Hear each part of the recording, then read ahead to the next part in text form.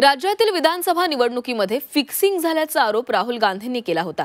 त्यांनी लेख लिहून निवडणूक आयोगावर आक्षेप घेतलाय आणि आता त्याला मुख्यमंत्री देवेंद्र फडणवीसांनी उत्तर दिलेले आहे। लेखाला लेखाने उत्तर देणार असल्याचं देवेंद्र फडणवीस म्हणाले।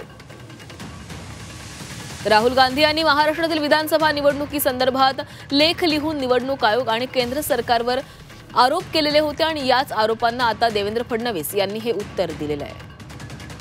महाराष्ट्राच्या विधानसभेसंदर्भात जो काही लेख लिहिलेला आहे त्यावर आता जोरदार चर्चा। लेखाला उत्तर लेखाने मिळेल, लेखाला उत्तर लेखाने मिळेल।